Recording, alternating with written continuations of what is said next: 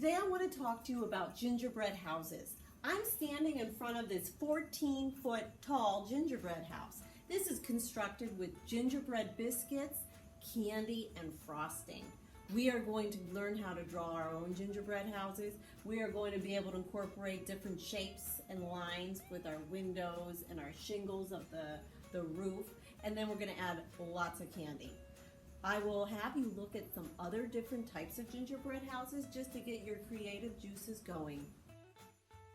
Let's take a look at some other gingerbread houses. This one uses a lot of different types of lines created with frosting.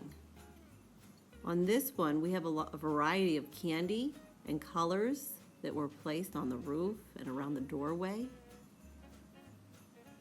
On this one, candy gumdrops line the roof and shutters around the window.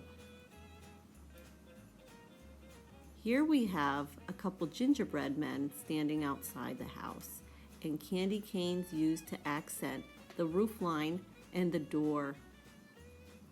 Now that you have seen some other gingerbread houses, we're going to get started. I'm going to talk a little bit about architecture today. And I am going to show you how to draw a gingerbread house using perspective. All right, if you have a brown piece of paper, great. If not, and you just have white, that's fine. Use white with a marker or pencil. I have these colored construction paper crayons that are white. You could probably use a regular white one or a white colored pencil, or just use the white paper. We're going to start at the bottom of our page. Now, I don't want to go too close to the bottom if you want to like do a candy sidewalk or add some gumdrops. So I'll give it a little bit of space. I'm going to draw horizontal line going across the bottom, leaving room on the side so I can add like candy canes or whatever I want. Now we're going to do 3 vertical lines. We're going to need to leave room for the roof, so I wouldn't go up past my halfway point. So I'm going to go 1 and 2. Now the third one, don't put it in the middle. I want you to move it near one of the end vertical lines. So it would be here or here. This is going to turn into the front doorway here. So I have the front door here. This is going to be the side of my house. So make sure they're all lined up nice and even. I'm going to now make a triangle for the top. So find the middle point between these 2 lines and do a dot. Now from this middle point, I'm going to do my diagonal line down and another diagonal line down. Do you see it coming together? Now, this line here is horizontal. We're going to put another horizontal line that's parallel. That means that it's the same as this one going across. Just like that. Now this is the next step. It is a little bit trickier.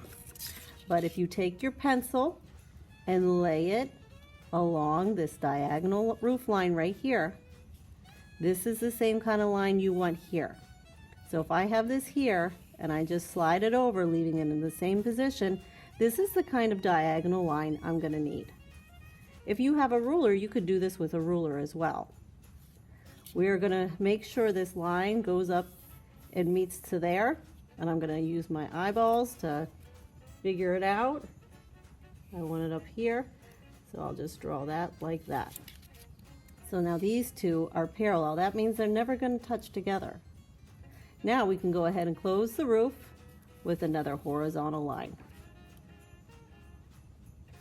Now we can start adding some fun details. What are some things we could add to our house? We could do a chimney.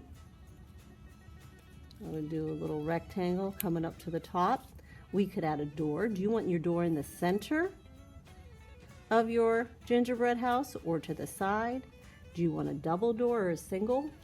I'm going to do a curved door on the side. I think I'm going to have a round window at the top.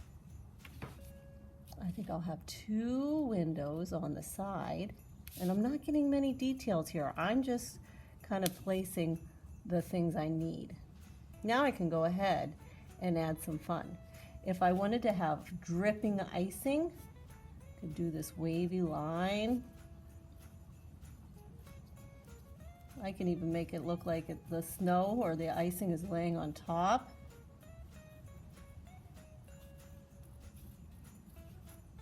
I think I'm going to have to continue that along this roof line.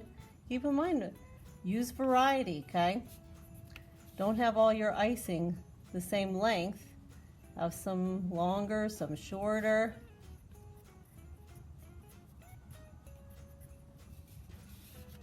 A little build up there. Think about the roof. What kind of design do you want on your roof? You know, you could have a scalloped roof.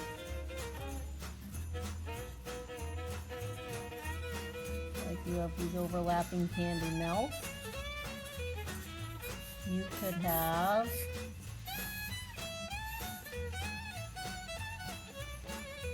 a brick roof or shingled roof.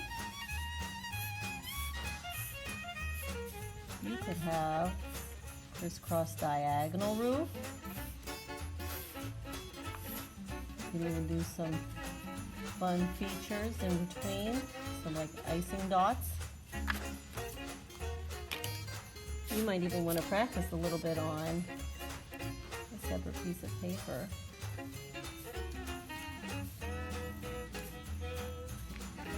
Remember some of the pictures I showed you at the beginning of the video of different gingerbread houses and what kind of lines and shapes and designs they included.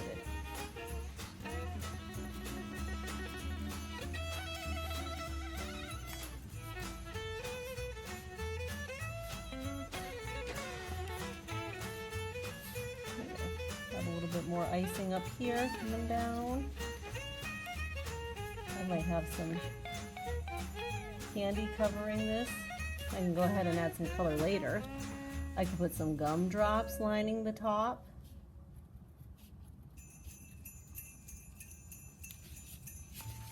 Come back down to the door and the window. And a little window pane. I could do a design on the outside and do some like candy cane pattern around my windows.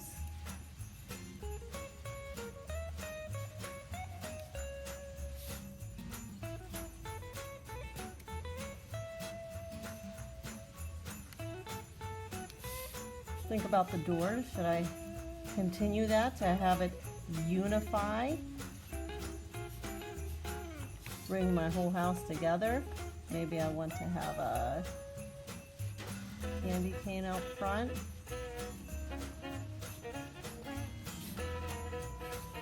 Are you putting it on a little pile of snow with some candy stepping stones? Doorknob, some fun icing details.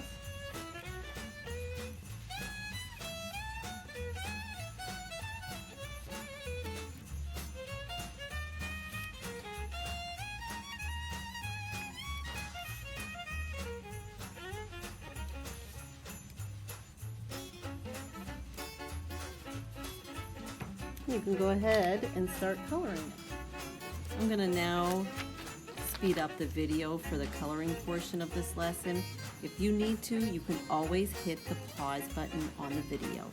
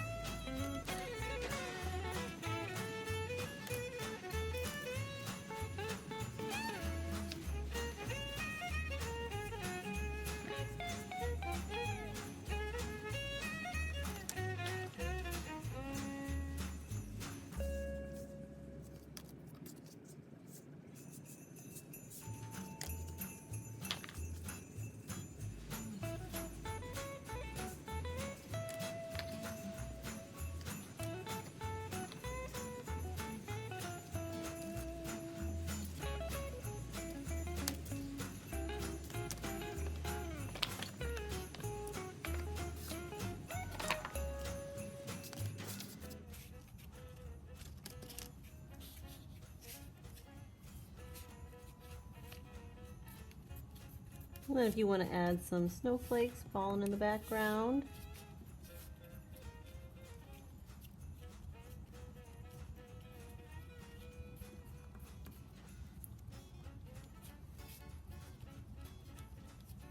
You can do that.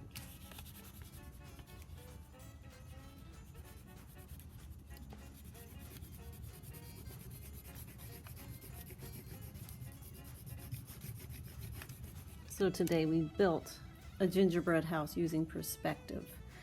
And an architect is the person who designs and builds houses or buildings. And that's just what you did. You were a gingerbread architect today using lines, shapes, pattern, perspective.